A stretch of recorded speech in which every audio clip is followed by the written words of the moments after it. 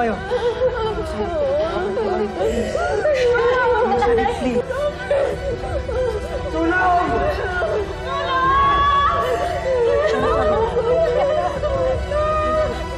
Tulong!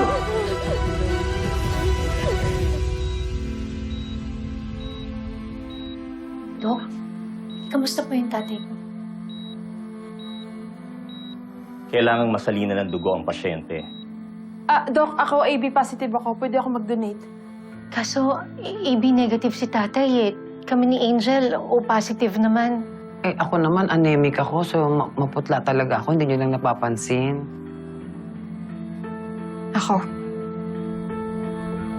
Ako ang kamatch ni tatay. Patawarin niyo ako. Kahit habang buhay ko na pagdusahan lahat ng ginawa ko, basta mapatawad niyo lang ako. Sorry, Angel. Sorry, ate.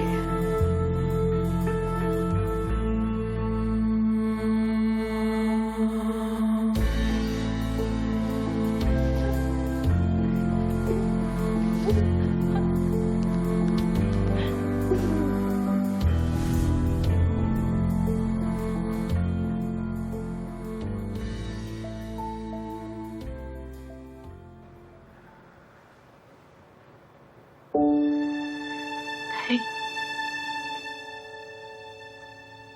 Tay, gising na kayo? Anong mangyayari? Tay, binaril po ako ni Tyrone. Pero hinarang niyo po yung bala.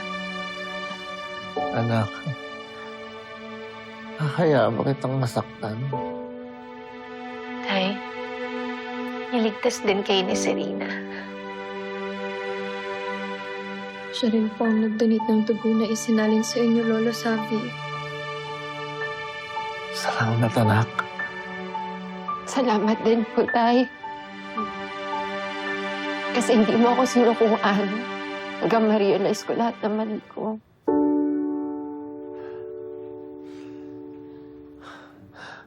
Ang mas mahalaga,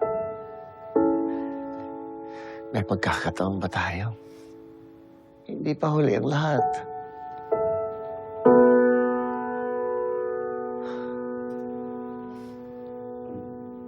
Ma'am Serena?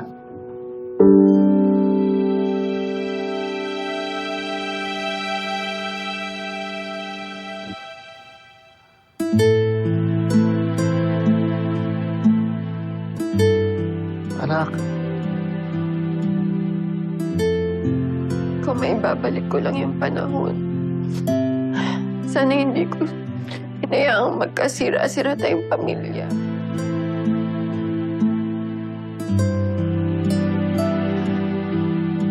Siguro kung nakikita ako ng anak ko ngayon, baka malungkot siya kasi hinayaan ko mabalot ako ng galit ko. Tita Serena, sigurado po kung nasan man po yung anak niyo ngayon. Masaya po siya. Kasi binuksan niyo po ulit ang puso niyo. anak, Ay.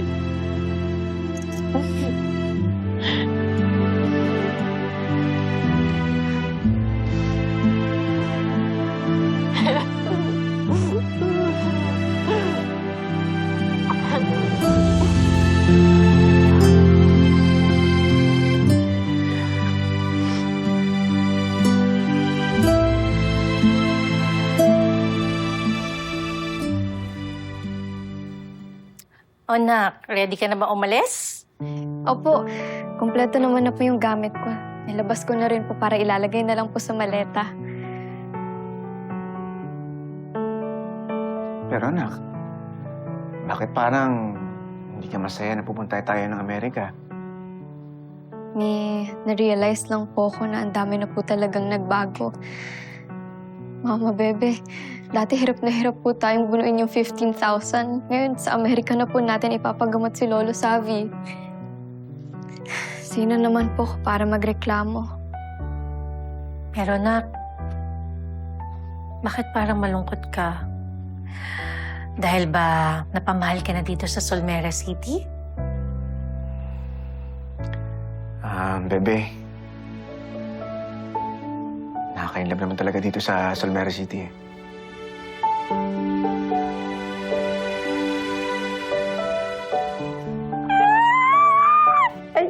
Wala pa rin nakakakilig kasi. Parang #bebekoy. Miguel ka dyan, ikaw talaga puro kakalokohan. Friendly naman. Parang mo kayong mga bata. Baka hindi niyo subukan? Pareho naman kayong mga single. Huwag mo bibiruin ng ganyan, ha? Baka seryosohin ko.